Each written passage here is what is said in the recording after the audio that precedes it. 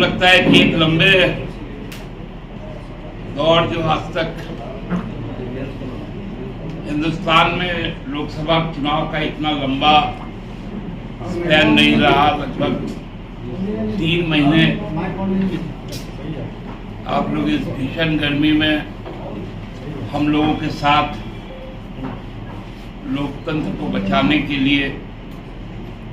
इस संविधान की रक्षा के लिए देश में बढ़ते जो नफरत है, जो विद्वेष है, उसकी समाप्ति के लिए आप सबने भी मिलकर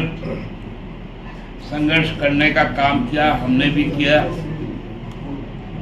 और उसका नतीजा फलाफल कल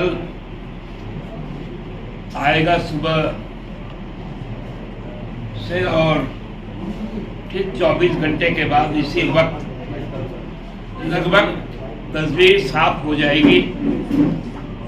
कि हमारे प्यारे देश का जो किस्मत है,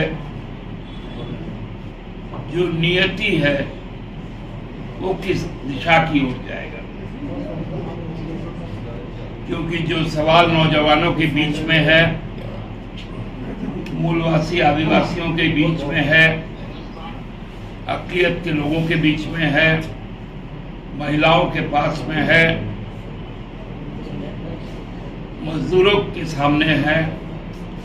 इन सारे सवालों का जवाब भी यह चुनाव तय करेगा। आज तक के 1952 से जब 51 में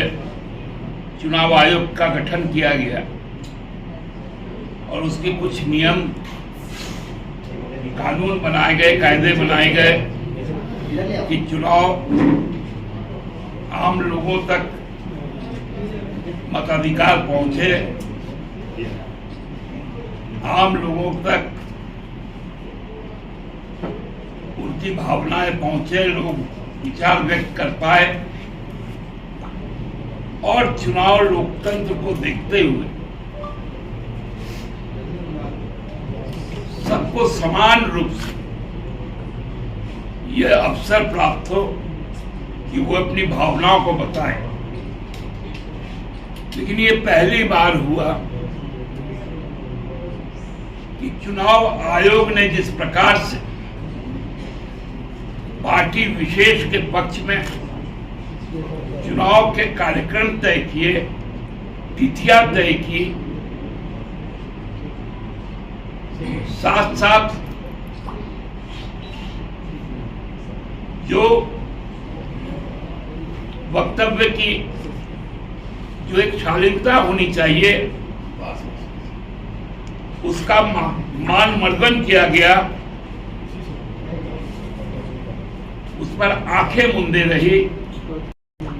कान को बंद लेने का काम किया गया और होठ भी अपने सिर लिए। चुनाव से पहले कार्यक्रम के घोषणा के दिन माननीय मुख्य चुनाव आयुक्त ने बहुत सी बातें कही थी, कुछ शेर भी अर्ज किया था, लेकिन उसके बाद क्या लोकतंत्र का जो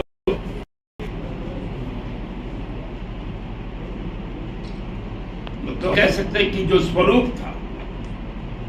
उसको उन्होंने अपने ही दराज में बंद कर दिया और केवल एक विशेष, एक राजनीतिक सोच विशेष के कार्य योजना पर अमली जामा पहनाने का काम किया। लेकिन लोगों ने भी इसका प्रतिकार किया। इस भीषण गर्मी में भी 65-66% वोट हुए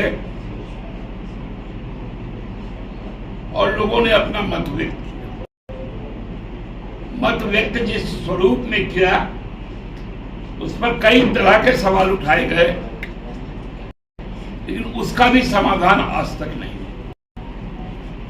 लोकतंत्र में विश्वास और विश्वसनीयता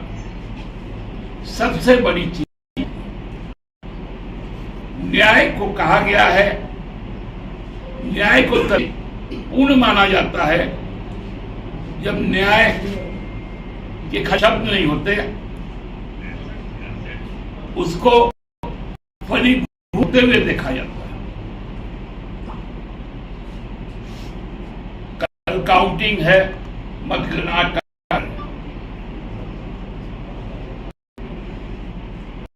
इस पुनीत काम में किसी भी तरह की बाधा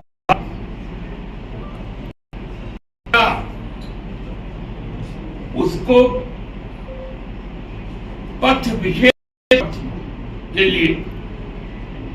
संचालित नहीं होना चाहिए। जो इस बार सुविधाएं बढ़ाई गई पोस्टल बैलेट के माध्यम से कई सेक्टर को जोड़ा गया, जिसमें शामिल है, जन भी शामिल है। जो 80 वर्ष से ज्यादा बुजुर्ग है वो भी शामिल, और भी कई तरह के काम में लगे लोग जो सर्विस इंडस्ट्री में, उनको भी जोड़ा गया।